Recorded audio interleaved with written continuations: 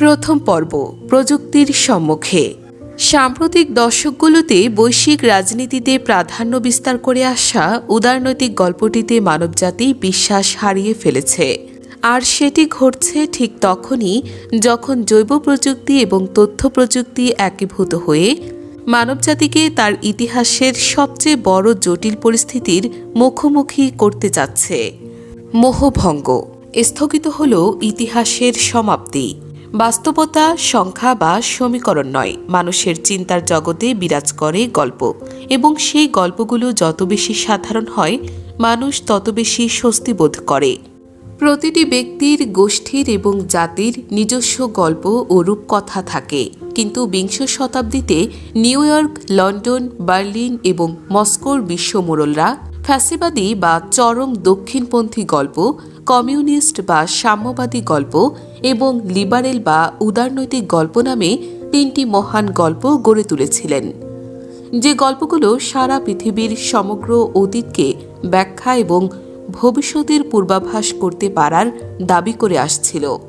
দ্বিতীয় বিশ্বযুদ্ধে ফ্যাসিবাদী গল্পটির পরাজয়ের পর 1940-এর দশকের শেষ ভাগ হতে 1980-এর দশকের শেষ ভাগ পর্যন্ত সময়ে বিশ্ব কেবল দুটি গল্পের যুদ্ধক্ষেত্রে পরিণত হয়েছিল, সাম্যবাদ এবং উদারনীতি। তারপর সাম্যবাদ নামক গল্পটিরও পতন ঘটে। উদারনীতি নামক গল্পটি হয়ে উঠল মানুষের অতীতের প্রধান পথ প্রদর্শক এবং বৈশ্বিক ভবিষ্যতের অপরিহার্য নির্দেশিকা। অন্তত বিশ্ব মোড়লদের কাছে তেমনই মনে হয়েছিল। উদারনৈতিক গল্পটি স্বাধীনতার গুরুত্ব ও শক্তির গুণগান করে। এটি বলে থাকে যে হাজার হাজার বছর ধরে তেমন কোনো রাজনৈতিক অধিকার, অর্থনৈতিক সুযোগ সুবিধা এবং ব্যক্তির স্বাধীনতা ছাড়াই মানবজাতি দমনমূলক শাসন ব্যবস্থার অধীনে বাস করছে, যেগুলো ব্যক্তির চলাচল এবং ধ্যান ধারণা ও পণ্যের প্রবাহকে ভীষণভাবে সীমিত করে রেখেছে। কিন্তু মানুষ তার মুক্তির জন্য লড়াই করেছে এবং স্বাধীনতা ধাপে ধাপে ভিত্তি অর্জন করেছে। নিষ্ঠুর একনায়কতন্ত্রের স্থান দখল করেছে গণতান্ত্রিক শাসন ব্যবস্থা।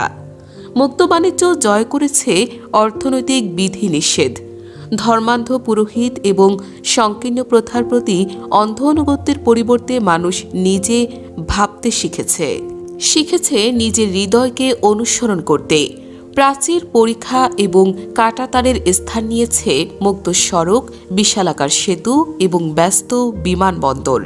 উদারনৈতিক গল্পটি স্বীকার করে যে পৃথিবীতে সবাই ভালো নেই এবং এখনও অনেক বাধা জয় করা বাকি আছে।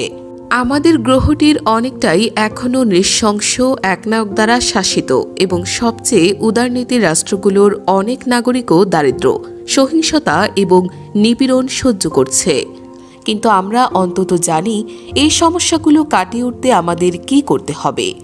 জনগণকে আরও বেশি স্বাধীনতা প্রদান, মানবাধিকার সুরক্ষা করা, প্রত্যেকের ভোটাধিকার নিশ্চিত করা, মুক্তবাজার প্রতিষ্ঠা করা এবং যতটা সম্ভব বিশ্বজুড়ে ব্যক্তির অবাধ চলাচল এবং ধ্যান ধারণা ও পণ্যের প্রবাহ সহজতর করা। এই উদারনৈতিক পরশমণি, যেটা কিছুটা পরিবর্তিত রূপে জর্জ ডব্লিউ বুশ এবং বারাক ওবামার কাছে একইভাবে গ্রহণযোগ্য, সেটা মনে করে যে আমরা যদি কেবল আমাদের রাজনৈতিক ও অর্থনৈতিক ব্যবস্থার উদারীকরণ এবং বিশ্বায়ন চলমান রাখতে পারি, সবার জন্যই আমরা শান্তি ও সমৃদ্ধি বয়ে আনতে পারব। অগ্রগতির এই অপ্রতিরোধ যাত্রায় যোগদানকারী রাষ্ট্রগুলো দ্রুতই পুরস্কার হিসেবে পাবে শান্তি ও সমৃদ্ধি।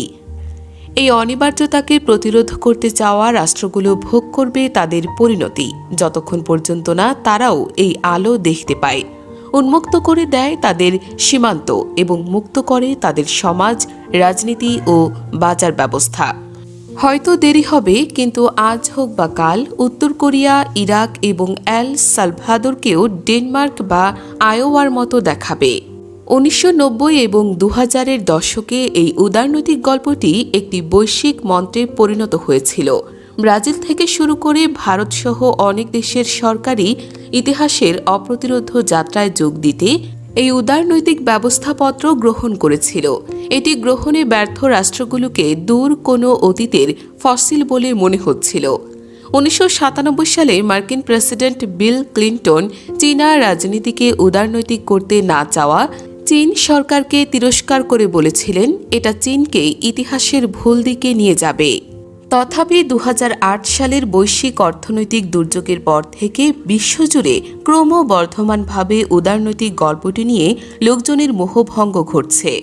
পুনরায় প্রাচীর এবং নিরাপত্তা ব্যবস্থার প্রচলন ঘটছে। অভিবাসন এবং বাণিজ্য চুক্তির বিরুদ্ধে প্রতিরোধ বৃদ্ধি পাচ্ছে। আপাত দৃষ্টিতে গণতান্ত্রিক মনে হওয়া সরকারগুলো বিচার বিভাগের স্বাধীনতাকে খাটো করছে, সীমিত করছে সংবাদ মাধ্যমের স্বাধীনতাকে এবং যে কোনো ধরনের বিরোধিতাকে রাষ্ট্রবিরোধী কাজ হিসেবে তুলে ধরছে। তুরস্ক এবং রাশিয়ার মতো দেশগুলোতে কঠোর শাসকরা সংকীর্ণ গণতন্ত্র এবং পুরো দস্তর স্বৈরতন্ত্রের নতুন ধরনের শাসন ব্যবস্থার নিরীক্ষা করছেন।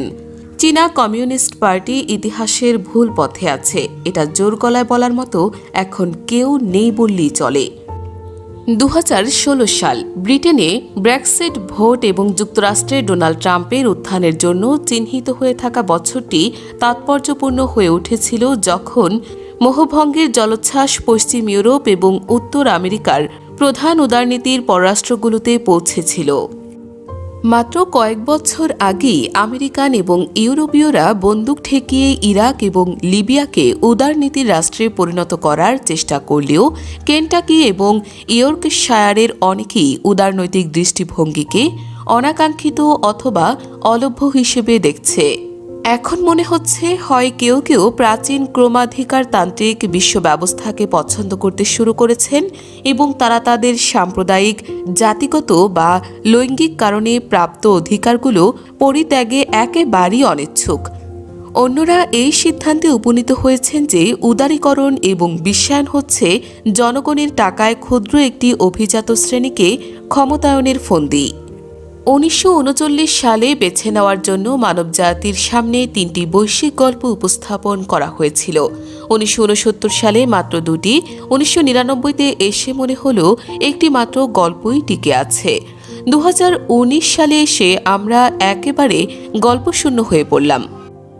অবাক হওয়ার কিছু নেই যে উদারনৈতিক মতবাদের অভিজাত মহল, যারা সাম্প্রতিক কয়েক দশকে বিশ্বের অনেকাংশে প্রাধান্য বিস্তার করেছেন, এই পরিস্থিতিতে তারা বিস্মিত এবং দিশাহারা হয়ে পড়েছেন। মাত্র একটি গল্প থাকাই সবার জন্য সবচেয়ে স্বস্তিকর পরিস্থিতি। সবকিছু তখন পূর্ণাঙ্গ পরিষ্কার। হঠাৎ গল্পশূন্য হয়ে পড়া ভয়ানক একটা অবস্থা। কোনো কিছুই তখন বুঝে ওঠা যায় না। 1980-র দশকে সোভিয়েত অভিজাতরা যেমন বুঝতে পারেননি, কিছুটা তেমনই উদারপন্থীরাও বুঝতে পারছেন না ইতিহাস কিভাবে তার পূর্ব নির্ধারিত পথ থেকে বিচ্যুত হয়ে গেছে এবং বাস্তবতাকে বিশ্লেষণের জন্য বিকল্প কোনো প্রিজমও তাদের কাছে নেই। দিশাহারা অবস্থা তাদেরকে বিপর্যয়মুখী চিন্তায় ফেলে দেয়। ইতিহাস আর কাঙ্ক্ষিত সমাপ্তিতে পৌঁছাতে ব্যর্থ হওয়া মানে যেন তা ধেয়ে যাচ্ছে মহাপ্রলয়ের দিকে। বাস্তবতাকে যাচাই করতে অক্ষম মন বিপজ্জনক দৃশ্য কল্পনা করে।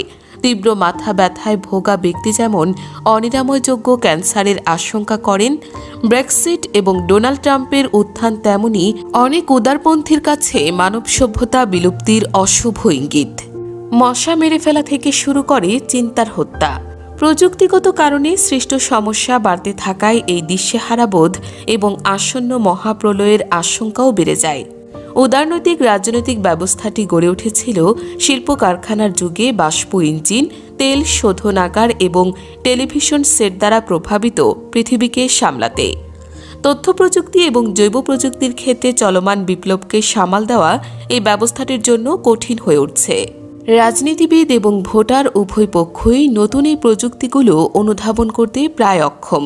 সেগুলোর সহিংস সম্ভাবনা নিয়ন্ত্রণ তো দূরের কথা। 1990-এর দশক থেকে ইন্টারনেট সম্ভবত অন্য যে কোনো কিছুর থেকে পৃথিবীকে বেশি বদলে দিয়েছে, কিন্তু ইন্টারনেট বিপ্লবটি সংগঠনের ক্ষেত্রে রাজনৈতিক দলগুলোর চেয়েও প্রকৌশলীদের ভূমিকা অনেক বেশি। ইন্টারনেট ব্যবস্থা প্রবর্তনের সিদ্ধান্তটি গণতান্ত্রিক প্রক্রিয়ায় গৃহীত কোনো সিদ্ধান্ত ছিল না। এজন্য আপনি কখনো ভোট দিতে যাননি। গণতান্ত্রিক ব্যবস্থাটি এখনও বুঝে উঠতে পারেনি আঘাতটা কোত্থেকে এসেছে এবং এখনও এটি পরবর্তী আঘাতগুলো সামলাতে প্রায় একেবারেই অপ্রস্তুত, যেমন কৃত্রিম বুদ্ধিমত্তার উত্থান এবং ব্লকচেইন বিপ্লব। আর্থিক খাতকে কম্পিউটার ইতোমধ্যে এত বেশি জটিল করে তুলেছে যে খুব অল্প কিছু মানুষের পক্ষে তা বোঝা সম্ভব। কৃত্রিম বুদ্ধিমত্তার উন্নতির ফলে শিগগিরই এমন একটা সময় আসতে পারে যখন কোনো মানুষের পক্ষে আর আর্থিক খাতটিকে বুঝে ওঠা সম্ভব হবে না। রাজনৈতিক প্রক্রিয়ায় এর প্রভাব কেমন হবে আপনি কল্পনা করতে পারেন? একটি সরকার তার বাজেট বা নতুন কর সংস্কার অনুমোদনের জন্য বিনীতভাবে একটি অ্যালগোরিদমের মুখাপেক্ষী হয়ে আছে। তৃণমূল পর্যায়ে বিকেন্দ্রীকরণ সার্ভার ব্যবস্থায় পরিচালিত ব্লকচেইন নেটওয়ার্ক এবং বিটকয়েনের মতো ক্রিপ্টোকারেন্সি ইতোমধ্যে আর্থিক ব্যবস্থাকে সম্পূর্ণভাবে ঢেলে সাজিয়ে কর ব্যবস্থাপনায় মৌলিক সংস্কার অনিবার্য করে তুলতে পারে। উদাহরণস্বরূপ, ডলারের উপর কর নির্ধারণ অসম্ভব বা অপ্রাসঙ্গিক হয়ে উঠতে পারে, কারণ বেশিরভাগ লেনদেন সুনির্দিষ্ট কোনো রাষ্ট্রীয় মুদ্রা বা আদৌ কোনো মুদ্রা বিনিময়ের মাধ্যমে সংগঠিত হবে না। সরকারগুলোর তাই সম্পূর্ণ নতুন ধরনের কর উদ্ভাবন করা প্রয়োজন হতে পারে, সম্ভবত তথ্যের উপর কর আরোপ করা। অর্থশূন্য হয়ে পড়ার আগেই কি সরকারগুলো এই দুর্যোগ সামলাতে সক্ষম হবে? আরও গুরুত্বপূর্ণ বিষয় হল তথ্য প্রযুক্তি এবং জৈব প্রযুক্তির এই যমজ বিপ্লব কেবল অর্থনীতি এবং সমাজ ব্যবস্থাকে নয়, আমাদের শরীর এবং মনকেও হয়তো পুনর্গঠিত করবে। অতীতে আমরা মানুষেরা আমাদের বহির্জগৎকে নিয়ন্ত্রণ করতে শিখেছিলাম, কিন্তু নিজেদের ভেতরের জগতে আমাদের খুব সামান্যই নিয়ন্ত্রণ ছিল। আমরা জানতাম কিভাবে বাঁধ তৈরি করে একটি নদীর প্রবাহ থামিয়ে দিতে হয়, কিন্তু জানতাম না কিভাবে আমাদের শরীরে বয়সের প্রভাব থামিয়ে দিতে হয়। আমরা জানতাম কিভাবে একটি সেচ ব্যবস্থা নির্মাণের পরিকল্পনা করতে হয়, কিন্তু আমাদের কোনো ধারণাই ছিল না কিভাবে একটি মস্তিষ্ক তৈরি করা যায়।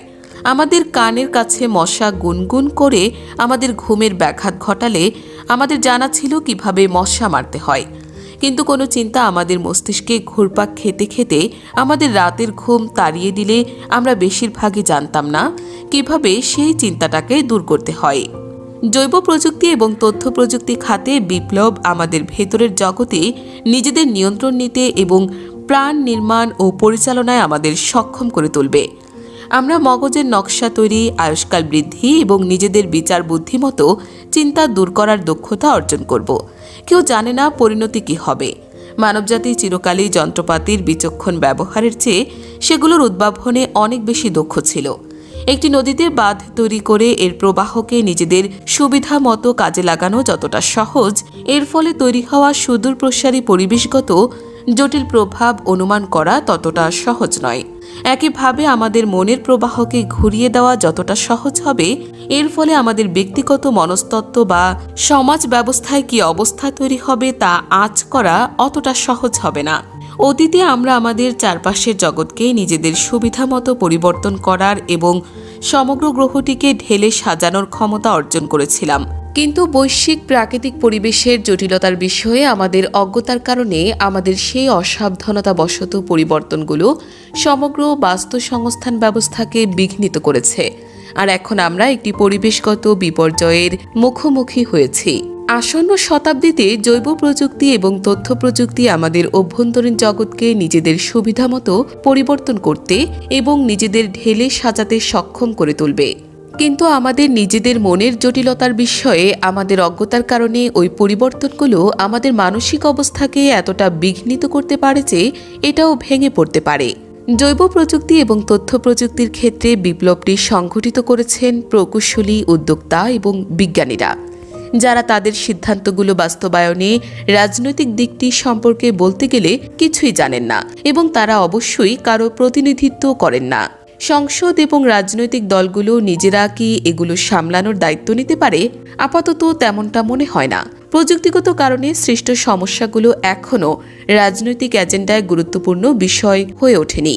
2016 সালের মার্কিন রাষ্ট্রপতি নির্বাচনে তাই প্রযুক্তিগত কারণে সৃষ্ট সমস্যার প্রধান ইস্যু হয়ে উঠেছিল হিলারি ক্লিন্টনের ইমেইল কেলেঙ্কারি এবং বেকারত্ব বৃদ্ধি নিয়ে এত আলাপ আলোচনা সত্ত্বেও কোনো প্রার্থী কর্মক্ষেত্রে যন্ত্রের স্বয়ংক্রিয়তার সম্ভাব্য প্রভাব নিয়ে কথা বলেননি।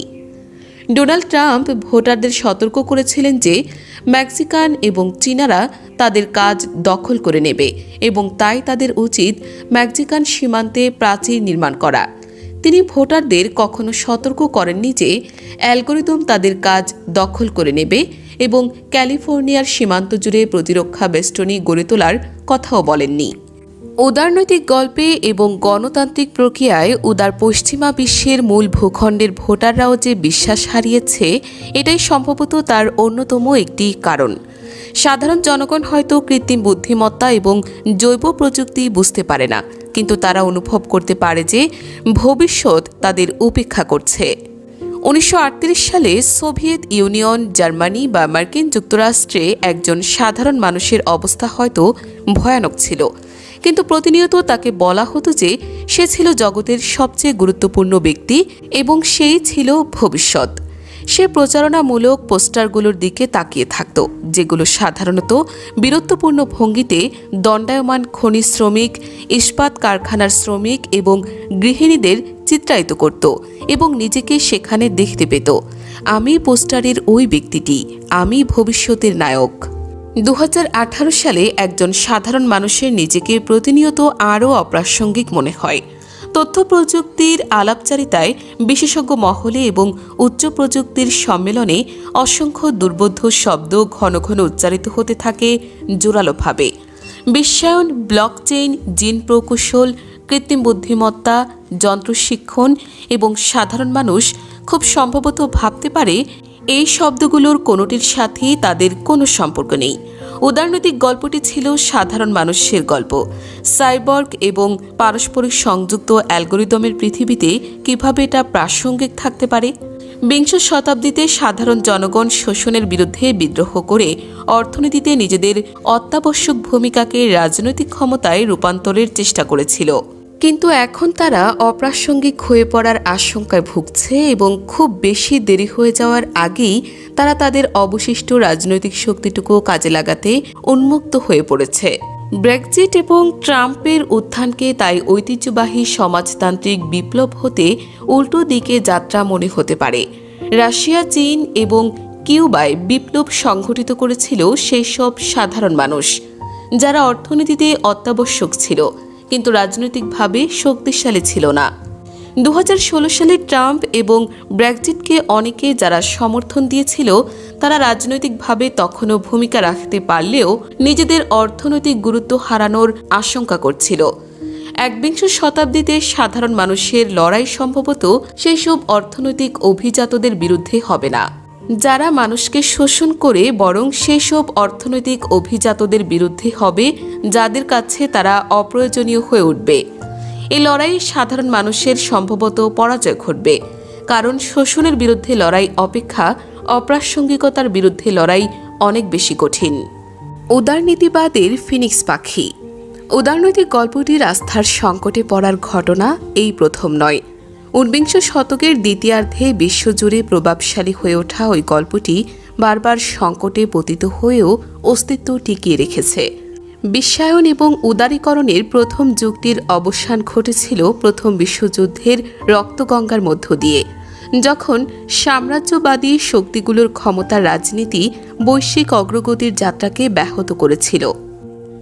সারায়েভোতে আর্চডিউক ফ্রান্স ফার্দিনান্দের হত্যাকাণ্ড পরবর্তী দিনগুলোতে মহাশক্তিধর রাষ্ট্রগুলোকে যতটা না উদারীকরণে বিশ্বাসী মনে হলো, আসলে তার চেয়ে তারা অনেক বেশি বিশ্বাসী ছিল সাম্রাজ্যবাদে এবং মুক্ত ও শান্তিপূর্ণ বাণিজ্যের মাধ্যমে বিশ্বকে একত্রিত করার পরিবর্তে তারা গায়ের জোরে পৃথিবীর একটি বৃহত্তর অংশ দখলের দিকে মনোযোগ দিল।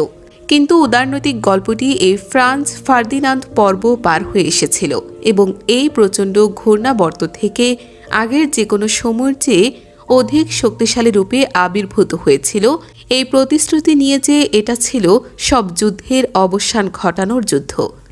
বলা হয় যে এই নজরবিহীন হত্যালীলা মানবজাতিকে সাম্রাজ্যবাদের ভয়াবহতা সম্পর্কে ধারণা দিয়েছিল এবং মানবজাতি অবশেষে স্বাধীনতা ও শান্তির নীতির উপর ভিত্তি করে নতুন বিশ্ব ব্যবস্থা গড়ে তুলতে প্রস্তুত হয়েছিল। তারপর এলো হিটলারের কাল, যখন 1930 এর দশকে এবং 1940-এর দশকের প্রথম দিকে ফ্যাসিবাদকে কিছু সময়ের জন্য অপ্রতিরোধ মনে হয়েছিল, আর ফ্যাসিবাদের বিরুদ্ধে বিজয়টি ছিল পরবর্তী যুগের সূচনা মাত্র। চে গুয়েভারার কালে 1950-এর দশক এবং 1970-এর দশকের মধ্যে আবার মনে হচ্ছিল উদারনৈতিক গল্পটির দিন শেষ হয়ে আসছে এবং ভবিষ্যৎ হবে কমিউনিজম তথা সাম্যবাদের। কিন্তু শেষমেশ সাম্যবাদ গল্পটিরই পতন ঘটল। গুলাগের চেয়ে সুপার মার্কেটই অনেক বেশি শক্তিশালী প্রমাণিত হল। তার চেয়েও গুরুত্বপূর্ণ হল উদারনৈতিক গল্পটি তার যে কোনো প্রতিপক্ষের চেয়ে অনেক বেশি নমনীয় এবং গতিশীল বলে প্রমাণিত হয়েছিল। এটি সাম্রাজ্যবাদ, ফ্যাসিবাদ এবং সাম্যবাদকে পরাজিত করেছিল ওগুলোরই সবচেয়ে ভালো ধারণা এবং কর্মসূচিগুলোকে গ্রহণ করে। উদারনৈতিক গল্পটি বিশেষ করে কমিউনিজমের কাছ থেকে সহানুভূতির পরিধি সম্প্রসারিত করতে এবং স্বাধীনতার পাশাপাশি সমতাকে মূল্য দিতে শিখেছিল। শুরুতে উদারনৈতিক গল্পটি মূলত মধ্যবিত্ত ইউরোপীয় পুরুষদের স্বাধীনতা এবং অগ্রাধিকার নিয়ে ভারত এবং শ্রমিক শ্রেণীর মানুষ, নারী, সংখ্যালঘু এবং পশ্চিমা জগতের বাইরের মানুষের দুর্দশার প্রতি এটিকে উদাসীন মনে হতো। 1918 সালে বিজয়ী ব্রিটেন এবং ফ্রান্স যখন স্বাধীনতা নিয়ে উঁচু গলায় কথা বলত, তখন বিশ্বব্যাপী ছড়িয়ে থাকা তাদের সাম্রাজ্যের প্রজাদের কথা তাদের মনে পড়ত না। যেমন ভারতের স্বাধিকার দাবির জবাবে 1919 সালে অমৃতসর গণহত্যা ঘটানো হয়েছিল, যেখানে ব্রিটিশ সেনাবাহিনী শত শত নিরস্ত্র বিক্ষোভকারীকে হত্যা করেছিল। এমনকি দ্বিতীয় বিশ্বযুদ্ধ পরবর্তী সময়েও পশ্চিমা উদারপন্থীরা পশ্চিমা জগতের বাইরে তাদের অনুমিত বিশ্বজনীন মূল্যবোধগুলো প্রয়োগ করতে গিয়ে কঠিন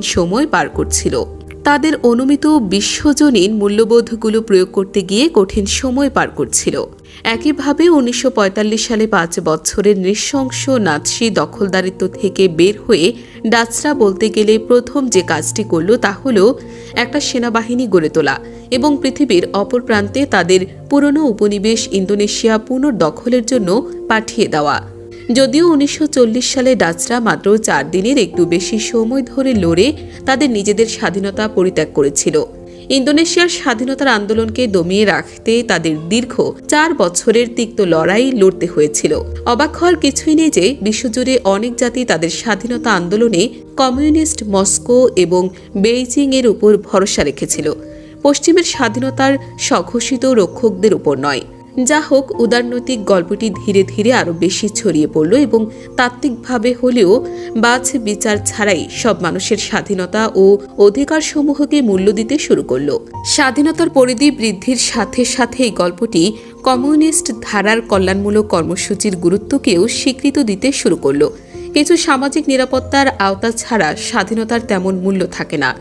সামাজিক গণতান্ত্রিক কল্যাণমূলক রাষ্ট্রগুলো গণতন্ত্র ও মানবাধিকারের সাথে রাষ্ট্রীয় পৃষ্ঠপোষকতায় শিক্ষা ও স্বাস্থ্যসেবাও যুক্ত করল। এমনকি অতি পুঁজিবাদী রাষ্ট্র মার্কিন যুক্তরাষ্ট্র উপলব্ধি করল যে স্বাধীনতার সুরক্ষার জন্য ন্যূনতম কিছু সরকারি কল্যাণমূলক সেবা প্রদান প্রয়োজন। ক্ষুধার্ত শিশুদের কোনো স্বাধীনতা থাকে না। 1990-এর দশকের দিকে চিন্তাবিদ এবং রাজনীতিবিদগণ সমস্বরে ইতিহাসের সমাপ্তিকে আত্মবিশ্বাসের সাথে স্বাগত জানিয়েছিলেন, এই দাবি করে যে অতীতের সব বড় বড় রাজনৈতিক এবং অর্থনৈতিক প্রশ্নের নিষ্পত্তি ঘটেছে এবং শুধু গণতন্ত্র, মানবাধিকার, মুক্ত বাজার ও সরকারি কল্যাণমূলক সেবার সংস্কারকৃত উদারনৈতিক বন্দোবস্তটি বাস্তবায়ন করাই বাকি। এই বন্দোবস্ত বিশ্বময় ছড়িয়ে পড়ে সব প্রতিবন্ধকতা জয় করার, সব রাষ্ট্রীয় সীমান্ত মুছে ফেলার এবং মানবজাতিকে একটিমাত্র মুক্ত বৈশ্বিক সম্প্রদায়ে পরিণত করার কথা ছিল। কিন্তু ইতিহাসের সমাপ্তি ঘটেনি এবং ফ্রান্স ফার্দিনান্দের কাল, হিটলারের কাল এবং চে গুয়েভারার কাল পার করে এসে আমরা এখন ট্রাম্পের কালে নিজেদের আবিষ্কার করছি। তবে উদারনৈতিক গল্পটির প্রতিপক্ষ এবার সাম্রাজ্যবাদ, ফ্যাসিবাদ এবং সাম্যবাদের মতো সুসংহত কোনো মতাদর্শ নয়। ট্রাম্পের এই কালটি অনেক বেশি নৈরাজ্যমূলক। বিংশ শতাব্দীর প্রধান প্রধান আন্দোলনগুলোর প্রত্যেকটিরই সমগ্র মানবজাতিকে নিয়ে একটি লক্ষ্য থাকলেও হোক সেটা বৈশ্বিক কর্তৃত্ব, বিপ্লব বা স্বাধীনতা, ডোনাল্ড ট্রাম্প তেমন কিছু নিয়ে হাজির হননি, বরং ঠিক উল্টোটা করছেন। তার প্রধান বার্তা হচ্ছে কোনো বৈশ্বিক দৃষ্টিভঙ্গি প্রণয়ন এবং প্রচার করা আমেরিকার কাজ নয়। একইভাবে ব্রিটিশ ব্রেক্সিট পন্থীদেরও অযুক্তরাজ্য নিয়ে তেমন কোনো ভবিষ্যৎ পরিকল্পনা নেই বললেই চলে। ইউরোপ এবং বাকি বিশ্বের ভবিষ্যৎ তাদের আগ্রহের অনেক বাইরে। ট্রাম্প এবং ব্রেক্সিটের পক্ষের বেশিরভাগ ভোটার এই উদারনৈতিক বন্দোবস্তটি পুরোপুরি প্রত্যাখ্যান করেননি। তারা মূলত বিশ্বায়নের ব্যাপারটির প্রতি আস্থা হারিয়েছেন। এখনও তারা গণতন্ত্র, মুক্তবাজার, মানবাধিকার এবং সামাজিক দায়বদ্ধতার ধারণায় বিশ্বাস করেন, কিন্তু চান যে চমৎকার ধারণাগুলো তাদের সীমান্তের বাইরেই থাকুক। সত্যিই তারা বিশ্বাস করেন যে ইয়র্কশায়ার বা কেন্টাকিতে স্বাধীনতা এবং সমৃদ্ধি বজায় রাখার জন্য সীমান্তে একটি প্রাচীর নির্মাণ করা এবং বিদেশিদের প্রতি অনুদার নীতি গ্রহণ করা উচিত। উদীয়মান পরাশক্তি চীনের চিত্রটা প্রায় ঠিক উল্টা। দেশটি তার অভ্যন্তরীণ রাজনীতি উদারীকরণের ব্যাপারে বেশ সতর্ক হলেও বাকি বিশ্বের প্রতি তার দৃষ্টিভঙ্গি অনেক বেশি উদার। বস্তুত মুক্ত বাণিজ্য এবং আন্তর্জাতিক সহযোগিতার প্রশ্নে শি জিনপিংকে ওবামার প্রকৃত উত্তরসূরি বলে মনে হয়। মার্ক্সবাদ, লেনিনবাদকে আপাততে সরিয়ে রাখা চীনকে উদারনৈতিক আন্তর্জাতিক ব্যবস্থায় বেশ সুখী মনে হয়। পুনরুজ্জীবিত রাশিয়া নিজেকে উদারনৈতিক বিশ্ব ব্যবস্থার অনেক বেশি শক্তিশালী প্রতিদ্বন্দ্বী মনে করে, কিন্তু নিজের সামরিক শক্তিকে পুনর্গঠিত করা সত্ত্বেও রাশিয়া আদর্শগতভাবে একটি দেউলিয়া রাষ্ট্র। ভ্লাদিমির পুতিন অবশ্যই রাশিয়া এবং বিশ্বজুড়ে বিভিন্ন ডানপন্থী আন্দোলনকারীদের মধ্যে জনপ্রিয়, কিন্তু তার এমন কোনো সর্বজনীন বৈশ্বিক দৃষ্টিভঙ্গি নেই যা বেকার স্প্যানিশ, বিক্ষুব্ধ ব্রাজিলিয়ান বা ক্যামব্রিজের স্বপ্নবিলাসী শিক্ষার্থীদের আকৃষ্ট করতে পারে।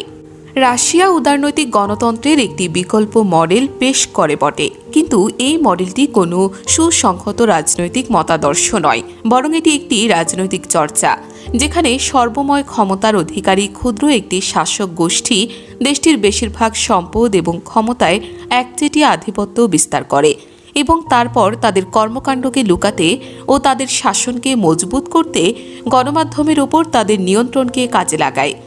গণতন্ত্র আব্রাহাম লিঙ্কনের এই নীতির ওপর প্রতিষ্ঠিত যে আপনি কখনো কখনো সব মানুষকেই বোকা বানাতে পারেন এবং কিছু মানুষকে সর্বদাই বোকা বানাতে পারেন, কিন্তু সর্বদাই সব মানুষকে বোকা বানাতে পারেন না। যদি কোনো সরকার দুর্নীতিগ্রস্ত হয় এবং জনগণের জীবনের উন্নয়নে ব্যর্থ হয়, তাহলে জনগণের একটা বড় অংশ একসময় তা টের পাবে এবং সরকার পরিবর্তন করবে। কিন্তু গণমাধ্যমের ওপর সরকারের নিয়ন্ত্রণ লিঙ্কনের এই যুক্তিকে খর্ব করে, কারণ এটি নাগরিকদের সত্য উপলব্ধি করতে বাধা দেয়। ক্ষমতাসীন ক্ষুদ্র গোষ্ঠীটি গণমাধ্যমের ওপর তার একচেটিয়া আধিপত্যের মাধ্যমে সমস্ত ব্যর্থতার জন্য ক্রমাগত অন্যদের উপর দোষ চাপাতে পারে এবং বাস্তব অথবা কাল্পনিক বাহ্যিক হুমকির প্রতি জনগণের মনোযোগ ঘুরিয়ে দিতে পারে। সর্বময় ক্ষমতার অধিকারী এমন ক্ষুদ্র শাসক গোষ্ঠী সবসময়ই কোনো না কোনো সংকটে বা অন্য কিছুকে স্বাস্থ্যসেবা এবং দূষণের মতো চিরাচরিত বিষয়ের থেকে বেশি অগ্রাধিকার দিয়ে থাকে। জাতি যখন বাহ্যিক আগ্রাসন বা বাজে ধরনের নাশকতার সম্মুখীন হয়, তখন কার সময় থাকে উপচে পড়া হাসপাতাল এবং দূষিত নদী নিয়ে চিন্তা করার?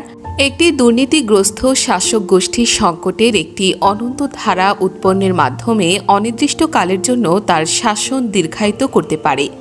বাস্তবে দীর্ঘস্থায়ী হলেও এই গোষ্ঠী শাসন মডেল কারো কাছে আকর্ষণীয় নয়। অন্যান্য মতাদর্শগুলি গর্বের সাথে নিজেদের দৃষ্টিভঙ্গি তুলে ধরলেও ক্ষমতাসীন গোষ্ঠী শাসনের লোকেরা তাদের কাজের ধারা নিয়ে গর্বিত নয়, বরং তারা অন্যান্য মতাদর্শকে ধোঁয়াশার চাদর হিসেবে ব্যবহার করে। এভাবে রাশিয়া একটি গণতান্ত্রিক রাষ্ট্রের ভান করে এবং এর নেতৃত্ব গোষ্ঠী শাসনের পরিবর্তে রুশ জাতীয়তাবাদ এবং রক্ষণশীল খ্রিস্ট ধর্মের মূল্যবোধের প্রতি আনুগত্য ঘোষণা করে। ফ্রান্স এবং ব্রিটেনের কট্টর ডানপন্থীরা হয়তো রাশিয়ার সাহায্যের উপর নির্ভর করতে পারে এবং পুতিনের প্রশংসা করতে পারে, কিন্তু এমনকি তাদের ভোটাররাও এমন একটি দেশে বাস করতে চাইবে না যা আসলে রুশ আদলে শাসিত হয়, যেখানে দুর্নীতি মহামারীর রূপ নেয়, সেবা খাতগুলো অকার্যকর হয়ে পড়ে, আইনের শাসন থাকে না এবং বৈষম্য চরম আকার ধারণ করে। কিছু পরিমাপক অনুসারে বিশ্বের সবচেয়ে বেশি অসমতা বিরাজ করা দেশগুলোর মধ্যে রাশিয়া একটি, যেখানে সম্পদের 87%, সবচেয়ে সম্পদশালী 10% মানুষের হাতে কেন্দ্রীভূত। ফ্রন্ট ন্যাশনাল দলের শ্রমিক শ্রেণীর কতজন সমর্থক ফ্রান্সের সম্পদের এমন বণ্টন চান? মানুষ তাদের পা দিয়ে ভোট দেয়। বিশ্বজুড়ে ভ্রমণ করতে গিয়ে আমি অনেক দেশের অসংখ্য মানুষের সাথে পরিচিত হয়েছি, যারা বসবাসের জন্য আমেরিকা, জার্মানি, কানাডা বা অস্ট্রেলিয়া যেতে চান। অল্প কয়েকজনের সাথে পরিচিত হয়েছি যারা চীন বা জাপানে যেতে চান, কিন্তু এখনও এমন একজনের সাথেও আমার দেখা হয়নি যিনি বসবাসের জন্য রাশিয়া যাওয়ার স্বপ্ন দেখেন। বৈশ্বিক ইসলাম এর বেলায় বলা হয় এটি প্রধানত ইসলাম পরিবেষ্টিত অঞ্চলে জন্মগ্রহণকারীদেরই আকর্ষণ করে। এটি সিরিয়া এবং ইরাকের কিছু লোককে, এমনকি জার্মানি এবং ব্রিটেনের বিচ্ছিন্ন মুসলিম তরুণদের আকর্ষণ করলেও গ্রিস বা দক্ষিণ আফ্রিকার জনগণ তাদের সমস্যার প্রতিকার হিসেবে বৈশ্বিক খিলাফতে যোগদান করবে এমনটা আশা করা কঠিন। কানাডা এবং দক্ষিণ কোরিয়ার কথা তো বলাই বাহুল্য। এক্ষেত্রেও মানুষ তাদের পরিত্যাগ করে, কারণ জার্মানি থেকে যদি একজন মুসলিম তরুণ মুসলিম ধর্মতত্ত্বের অধীনে বসবাস করতে মধ্যপ্রাচ্যে যায়, তাহলে তার বিপরীতে সুযোগ পেলে মধ্যপ্রাচ্য থেকে সম্ভবত শত শত তরুণ উদারনৈতিক জার্মানিতে একটি নতুন জীবন শুরু করতে উল্টো পথে যাত্রা করবে। এর মানে হয়তো এই যে ধর্মবিশ্বাসের প্রতি এই বর্তমান সংকট পূর্বসূরিদের সময়ের তুলনায় কম তীব্র। বিগত কয়েক বছরের ঘটনায় হতাশ হয়ে পড়া যে কোনো উদারনৈতিক ব্যক্তির শুধু স্মরণ করা উচিত যে 1918, 1938 বা 1968 সালে পরিস্থিতি আরও কতটা খারাপ ছিল। মানবজাতি শেষ পর্যন্ত উদারনৈতিক গল্পটি পরিত্যাগ করবে না, কারণ এর কোনো বিকল্প নেই। লোকে হয়তো রাগান্বিত হয়ে এই ব্যবস্থাটির পেটে একটি লাথি মারতে পারে, কিন্তু যাওয়ার আর কোনো জায়গা না থাকায় অবশেষে তারা এই ব্যবস্থাটির কাছেই ফিরবে। বিকল্প হিসেবে মানুষ হয়তো যে কোনো ধরনের বৈশ্বিক গল্পে বিশ্বাস হারিয়ে ফেলে স্থানীয় জাতীয়তাবাদী এবং ধর্মীয় কাহিনীতে আশ্রয় খুঁজতে নেবে। বিংশ শতাব্দীর রাজনৈতিক ক্ষেত্রে জাতীয়তাবাদী আন্দোলনগুলোর অত্যন্ত গুরুত্বপূর্ণ একটি ভূমিকা ছিল, কিন্তু বিশ্বকে বিভক্ত করে স্বাধীন জাতির রাষ্ট্রসমূহ গঠন করা ছাড়া বিশ্বের ভবিষ্যতের জন্য তাদের সুসংহত কোনো দৃষ্টিভঙ্গি ছিল না। তাই ইন্দোনেশিয়ার জাতীয়তাবাদীরা ডাচ আধিপত্যের বিরুদ্ধে লড়াই করলেও এবং ভিয়েতনামি জাতীয়তাবাদীরা একটি মুক্ত ভিয়েতনাম চাইলেও সামগ্রিকভাবে মানবতার জন্য কোনো ইন্দোনেশীয় বা ভিয়েতনামি গল্প ছিল না। যখন ইন্দোনেশিয়া, ভিয়েতনাম এবং অন্য স্বাধীন জাতিসমূহের একে অপরের সাথে সম্পর্ক স্থাপনের এবং পারমাণবিক যুদ্ধের হুমকির মতো বৈশ্বিক সমস্যা মোকাবেলার প্রশ্ন এলো, জাতীয়তাবাদীরা যথারীতি উদারনৈতিক বা সাম্যবাদী চিন্তাধারার দিকে ঝুঁকে পড়ল। কিন্তু উদারনীতি এবং সাম্যবাদ উভয়ই যদি আস্থাহীনতায় পতিত হয়, তাহলে কি মানুষের সম্ভবত একটি মাত্র বৈশ্বিক গল্পের ধারণাটাই পরিত্যাগ করা উচিত? আর যাই হোক, এসব বৈশ্বিক গল্পগুলো কি এমনকি কমিউনিজমও পাশ্চাত্য সাম্রাজ্যবাদের পণ্য নয়? ভিয়েতনামের গ্রামবাসীরা কেন ট্রায়ার শহরের একজন জার্মান নাগরিক এবং ম্যানচেস্টারের একজন শিল্পপতির মস্তিষ্কপ্রসূত ধারণার উপর আস্থা রাখতে যাবে? হয়তো প্রতিটি দেশেরই উচিত একটি পৃথক স্বকীয় পন্থা অবলম্বন করা, যা তার নিজস্ব প্রাচীন ঐতিহ্য দ্বারা সংজ্ঞায়িত। হয়তো এমনকি পশ্চিমাদেরও উচিত পৃথিবী চালানোর চেষ্টা থেকে একটু বিরতি নেওয়া এবং নিজেদের ব্যাপার স্যাপারে মনোযোগ দেওয়া, একটু বৈচিত্র্যের জন্য। যৌক্তিকভাবে বিচার করলে সারা বিশ্বে এটাই ঘটছে, কারণ লিবারেলিজমের ভাঙনের ফলে সৃষ্ট শূন্যতা আপাতত কিছু স্থানীয় সুবর্ণ অতীত সম্পর্কিত কাল্পনিক সুখ স্মৃতি দ্বারা পূর্ণ হচ্ছে। ডোনাল্ড ট্রাম্প আমেরিকার বৈশ্বিক বিষয়ে দূরে সরে থাকার নীতি অবলম্বনের আহ্বান জানিয়ে তার সাথে আমেরিকাকে আবার মহান করে তুলুন প্রতিশ্রুতি জুড়ে দিয়েছিলেন, যেন 1980 বা 1950 এর দশকের মার্কিন যুক্তরাষ্ট্রে একটি নিখুঁত সমাজ ব্যবস্থা ছিল আমেরিকানদের, যেটা 21শ শতাব্দীতে যে কোনোভাবে পুনর্নির্মাণ করা উচিত। ব্রেক্সিটপন্থীরা ব্রিটেনকে একটি স্বাধীন শক্তি হিসেবে গড়ে তোলার স্বপ্ন দেখে, যেন এখনও তারা রানী ভিক্টোরিয়ার যুগে বাস করছে এবং যেন গৌরবমণ্ডিত বিচ্ছিন্নতা, ইন্টারনেট এবং বিশ্ব উষ্ণায়নের যুগের জন্য একটি কার্যকর নীতি।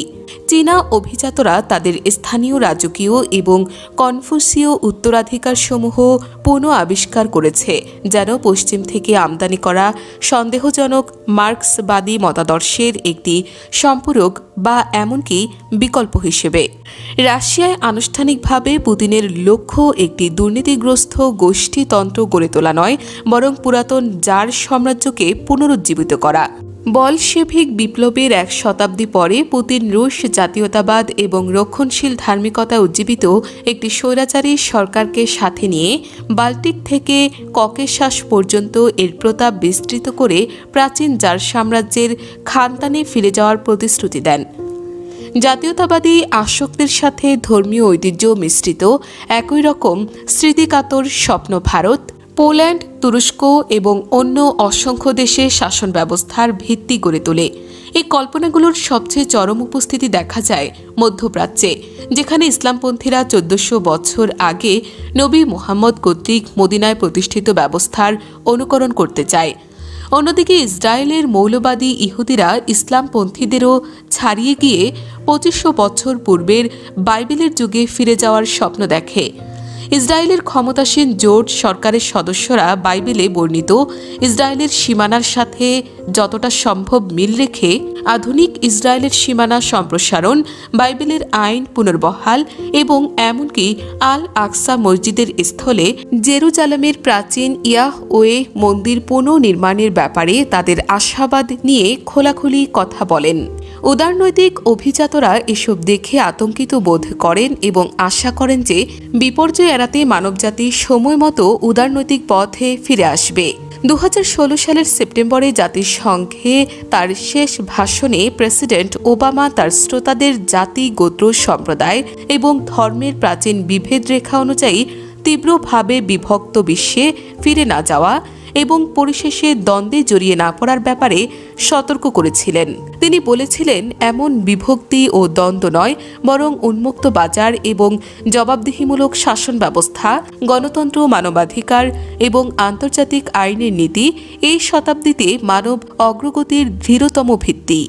ওবামা যথার্থই উল্লেখ করেছেন যে উদারনৈতিক বন্দোবস্তের অসংখ্য ঘাটতি সত্ত্বেও এর সফলতার পরিমাণ বিকল্প যে কোনো ব্যবস্থার চেয়ে অনেক বেশি। অধিকাংশ মানুষ 21 শতাব্দীর প্রারম্ভের উদারনৈতিক ব্যবস্থার অধীনে অধিকতর যে শান্তি বা সমৃদ্ধি ভোগ করেছে আর কখনো তা করেনি। ইতিহাসে এই প্রথম সংক্রামক ব্যাধিতে আগের চেয়ে কম সংখ্যক মানুষ মারা যায়, স্থূলতার চেয়ে কম সংখ্যক মানুষকে দুর্ভিক্ষ হত্যা করে এবং সহিংসতা দুর্ঘটনার চেয়ে কম সংখ্যক মানুষের মৃত্যু ঘটায়। কিন্তু আমাদের সবচেয়ে বড় সমস্যাগুলোর প্রশ্নে উদারনীতিবাদে সুস্পষ্ট কোনো উত্তর নেই। সেগুলো হলো পরিবেশগত বিপর্যয় এবং প্রযুক্তিগত কারণে সৃষ্ট সমস্যা। ঐতিহ্যগতভাবে কঠিন সামাজিক এবং রাজনৈতিক দ্বন্দ্বের জাদুকরী সমাধানের জন্য উদারনীতিবাদ অর্থনৈতিক প্রবৃদ্ধির উপর নির্ভর করে এসেছে। এটি প্রত্যেককেই কেকের আরও বড় টুকরোর প্রতিশ্রুতি দিয়ে সর্বহারাদের সাথে, বুর্জোয়াদের, নাস্তিকদের সাথে, বিশ্বাসীদের, অভিবাসীদের সাথে, আদিবাসীদের এবং এশীয়দের সাথে ইউরোপীয়দের সহাবস্থান ঘটিয়েছিল। কেকের আকার ক্রমাগত বাড়তে থাকায় সেটা সম্ভব হয়েছিল, কিন্তু অর্থনৈতিক প্রবৃদ্ধি বৈশ্বিক বাস্তুতন্ত্রকে রক্ষা করবে না, বরং উল্টো এই পরিবেশগত সংকটের কারণ হয়ে দাঁড়াবে। এবং অর্থনৈতিক প্রবৃদ্ধি প্রযুক্তিগত কারণে সৃষ্ট সমস্যার সমাধান করবে না, কারণ আরও বেশি একই রকমের প্রযুক্তি উদ্ভাবনের ওপর অর্থনৈতিক প্রবৃদ্ধি নির্ভরশীল। উদারনৈতিক গল্প এবং মুক্তবাজার পুঁজিবাদের যুক্তি মানুষের প্রত্যাশা অনেক বাড়িয়ে তোলে। 20 শতাব্দীর শেষ ভাগে প্রতিটি প্রজন্ম তার আগের প্রজন্মের চেয়ে উন্নততর শিক্ষা, উৎকৃষ্টতর স্বাস্থ্যসেবা এবং অধিকতর বেশি আয় উপভোগ করেছে, হোক সেটা হিউস্টন, সাংহাই, ইস্তাম্বুল বা সাও পাওলোতে। কিন্তু আগামী দশকগুলোতে প্রযুক্তিগত কারণে সৃষ্ট সমস্যা এবং পরিবেশগত বিপর্যয়ের কারণে তরুণ প্রজন্মের জন্য হয়তো কেবল টিকে থাকাটাই সৌভাগ্যের ব্যাপার হবে। পরিণামে আমাদের যা করণীয় তা হল পৃথিবীর জন্য একটি যুগোপযোগী গল্প তৈরি করা। শিল্প বিপ্লবের উত্থান যেমন 20 শতাব্দীর অভিনব মতাদর্শগুলোর জন্ম দিয়েছিল, তেমনি জৈব প্রযুক্তি এবং তথ্য প্রযুক্তিতে আসন্ন বিপ্লবের জন্য নতুন দৃষ্টিভঙ্গির প্রয়োজন হতে পারে। পরবর্তী দশকগুলো তাই গভীর আত্ম-অনুসন্ধান এবং নতুন সামাজিক ও রাজনৈতিক ব্যবস্থা প্রণয়নের সময় হিসেবে চিহ্নিত হতে পারে। 1930 এবং 1960-এর দশকের সংকট পরবর্তী সময় উদারনৈতিকতা যেমন অতীতের যে কোনো সময়ের চেয়ে আরও বেশি আকর্ষণীয় হয়ে আবির্ভূত হয়েছিল, সেভাবে কি আবারও নিজেকে নতুন করে আবিষ্কার করতে পারবে? ঐতিহ্যগত ধর্ম এবং জাতীয়তাবাদ কি পারবে উদারনীতিতে বিশ্বাসীরা যা পারেনি এবং সব প্রশ্নের উত্তর যোগান দিতে এবং প্রাচীন প্রজ্ঞার ব্যবহার করে একটি নতুন বৈশ্বিক দৃষ্টিভঙ্গি তৈরি করতে?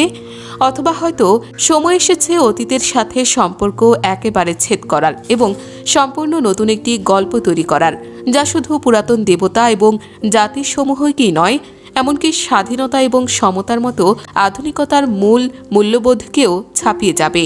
বর্তমানে এই প্রশ্নগুলোর বিষয়ে একটি সর্বসম্মত সিদ্ধান্তে পৌঁছানোর মতো ব্যবস্থা থেকে মানবজাতি অনেক দূরে।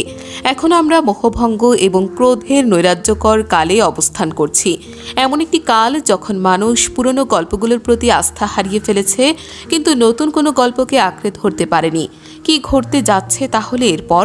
প্রথম কাজটি হলো আমরা অনিবার্য বিপর্যয়ের দিকে এগিয়ে যাচ্ছি জোর গলায়, এমনকি ভবিষ্যৎবাণী করা বন্ধ করা এবং আতঙ্ক কাটিয়ে ওঠে বিভ্রান্তিকে মেনে নেওয়া। আতঙ্ক এক ধরনের দম্ভ। এটা এই আত্মতৃপ্তির অনুভূতি থেকে আসে যে আমি জানি পৃথিবী ঠিক কোন দিকে যাচ্ছে, অধঃপতনের দিকে। বিভ্রান্তি অনেক বিনম্র একটি ব্যাপার, আর তাই অনেক বেশি স্পষ্ট দৃষ্টিসম্পন্ন। আপনার যদি রাস্তায় নেমে পৃথিবী ধ্বংস হতে যাচ্ছে বলে চিৎকার করতে করতে দৌড়াতে ইচ্ছে করে, তাহলে নিজেকে বলার চেষ্টা করুন, না, ব্যাপারটা তা নয়। সত্যটা হচ্ছে আমি আসলে বুঝতে পারছি না পৃথিবীতে কি ঘটছে। পরবর্তী অধ্যায়গুলোতে মানবজাতির জন্য নতুন বিভ্রান্তিকর কিছু সম্ভাবনাকে এবং কিভাবে এখান থেকে আমরা উত্তরণ পেতে পারি তা ব্যাখ্যা করার চেষ্টা করব। কিন্তু মানবজাতির জন্য কঠিন পরিস্থিতিগুলোর সম্ভাব্য সমাধান অনুসন্ধানের আগে প্রযুক্তিগত কারণে সৃষ্ট নতুন বাস্তবতাকে ভালোভাবে উপলব্ধি করা প্রয়োজন। তথ্য প্রযুক্তি এবং জৈব প্রযুক্তির বিপ্লবসমূহ এখনও তাদের শৈশব অবস্থায় আছে এবং উদারনীতিবাদের চলমান সংকটের জন্য সেগুলো আসলে কতটা দায়ী সেটা নিয়ে বিতর্ক হতে পারে। বার্মিংহাম, ইস্তাম্বুল, সেন্ট পিটার্সবার্গ এবং মুম্বাইয়ের বেশিরভাগ মানুষই কৃত্রিম বুদ্ধিমত্তার উত্থান এবং তাদের জীবনে এর সম্ভাব্য প্রভাব সম্পর্কে অতি সামান্যই সচেতন। তবে এটা সন্দেহাতীত যে আগামী কয়েক দশকের মধ্যে প্রযুক্তিগত বিপ্লব গতিশীল হয়ে উঠবে এবং মানবজাতিকে এ যাবৎ কালের সবচেয়ে কঠিন পরীক্ষার সম্মুখীন করবে। মানবজাতির কাছে গ্রহণযোগ্যতা পেতে চাওয়া কোনো গল্পকে সর্বোপরি তথ্য প্রযুক্তি এবং জৈব প্রযুক্তি খাতে দুই যমজ বিপ্লবকে মোকাবেলা করার ক্ষমতার পরীক্ষায় উত্তীর্ণ হতে হবে। যদি লিবারেলিজম, জাতীয়তাবাদ, ইসলাম বা অভিনব কোনো ধর্মীয় মতবাদ 2050 সালের বিশ্বকে গড়ে তুলতে চায়, তাহলে তাকে কৃত্রিম বুদ্ধিমত্তা, বিশাল উপাত্ত, অ্যালগরিদম এবং জৈব প্রকৌশল শুধু বুঝে উঠলেই হবে না, নতুন অর্থবহ আখ্যাকে এগুলোকে একীভূত করে নিতে হবে। প্রযুক্তিগত এই নতুন বাস্তবতাকে বুঝতে হলে সম্ভবত চাকরির বাজার দিয়ে শুরু করলেই সবচেয়ে ভালো হয়। 2015 সাল থেকে আমি সারা বিশ্ব ঘুরে ঘুরে সরকারি কর্মকর্তা, ব্যবসায়ী, সমাজকর্মী এবং স্কুলের বাচ্চাদের সাথে মানবিক সংকটজনক পরিস্থিতি নিয়ে কথা বলে আসছি। কৃত্রিম বুদ্ধিমত্তা, বিশাল উপাত্ত, অ্যালগরিদম এবং জৈব প্রকৌশল নিয়ে যাবতীয় কথাবার্তায় যখনই তারা ধৈর্য হারায় বা একঘেয়েমিতে ভুগতে শুরু করে, তখন তাদের মনোযোগ ফেরাতে আমার সাধারণত একটিমাত্র জাদুকরী শব্দ উল্লেখ করা প্রয়োজন হয়: চাকরি। প্রযুক্তিগত বিপ্লব শিগগিরই কোটি কোটি মানুষকে চাকরির বাজারের বাইরে ঠেলে দিতে পারে, যার ফলে সৃষ্টি হতে পারে অপ্রয়োজনীয় বিশাল নতুন একটি শ্রেণী এবং শুরু হতে পারে এমন একটি সামাজিক ও রাজনৈতিক উত্থান বিদ্যমান কোনো মতবাদ জানে না তা কিভাবে সামলাতে হয়। প্রযুক্তি এবং মতাদর্শ নিয়ে যাবতীয় আলাপ আলোচনাকে বিমূর্ত এবং দূরের বিষয় মনে হতে পারে, কিন্তু গণবেকারত্বের বা ব্যক্তি পর্যায়ের বেকারত্বের অতি বাস্তব সম্ভাবনা কাউকে নির্লিপ্ত থাকতে দেয় না।